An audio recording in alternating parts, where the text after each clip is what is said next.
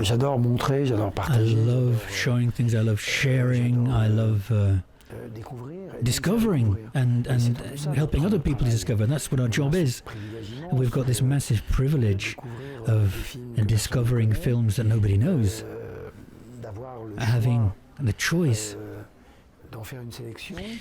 to make a selection, and then the pleasure that, our pleasure becomes the pleasure of millions of people in Cannes and then elsewhere.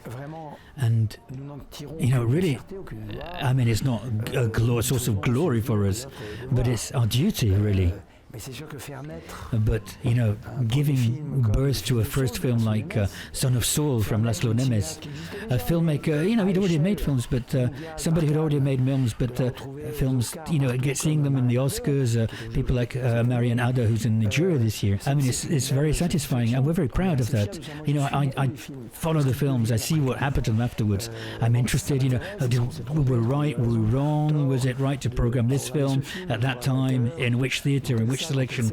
It's very interesting for me because the Cannes Film Festival is just a tool to serve film in general.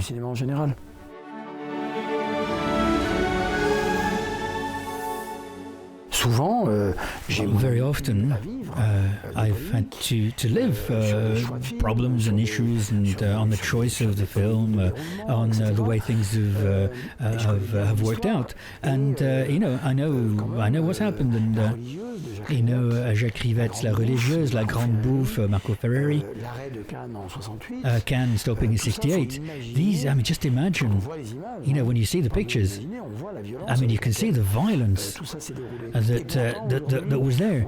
But today we said, it's wonderful, the history of Cannes. Okay, but when something happens that's a bit edgy, in terms of the rules, this, that, or the other, including the choice of the films, I mean, things quake. And I'm not saying this to complain. I'm not complaining about this, but you've just got to be able to take a step back sometimes. And films that aren't well received, and that have been wolf whistled and whatever, and booed. But I mean, but the history is paved with all of this. But now, so just before this new edition, if ever there are things that that people want to cry out about, that's fine. That's the story of Cannes.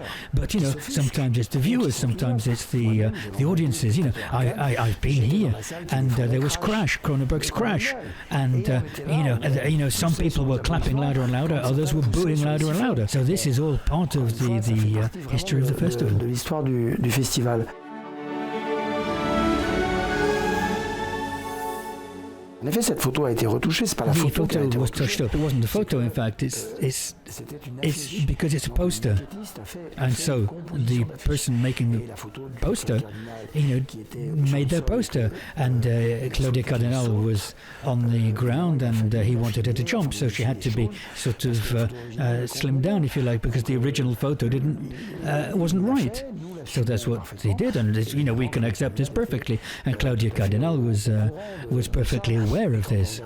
And when you look at both photos, honestly, there's not really a problem there. But it was a good warm-up, though, for the festival to see that you've got to put yourselves in our shoes sometimes. We take decisions which are a bit difficult sometimes, a bit harsh, but we've got to be very convinced, a lot of courage in a way, and a great feeling of responsibility, because the slightest thing creates problems, can create a problem, and it's not it's not really serious. I mean, the story of the poster, I mean, it's over. Déjà terminé.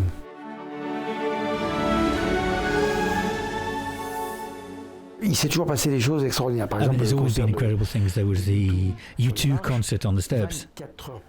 24 hours earlier, I didn't know that it was going to take place. It was just, whoa, like that, And it was great.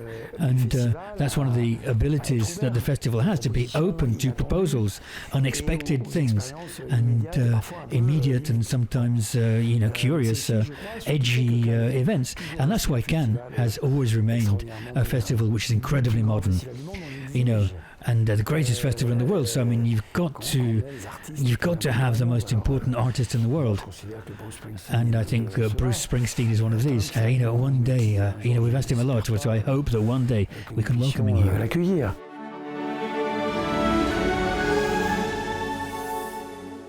Cannes was the first leading festival to screen films digitally.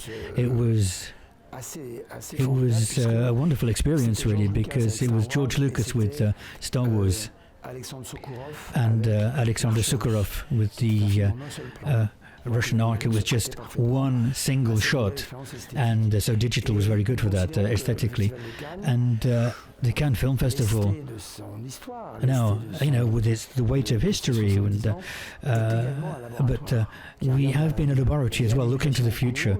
There are changes, there are different things going on. I mean, when we had the first digital screenings, people were against. There were some people who were against it, and at the time, of course, the model wasn't fixed. But, we weren't there to create this. We were there to respond to filmmakers who had changed their technology, changed the way that they were making their works of art. Now, today, we're not doing things the same way. You've got internet, you've got platforms, you've got things like that. So films aren't screened in the same way. Now, films being shown in theatres, it's one of the favourite activities of people in France and around the world, and I think it's a great sign of what's happening in the digital world. It's not going to disappear, and if there's only one theatre left, it's going to be the screens in the Cannes Palais des Festivals.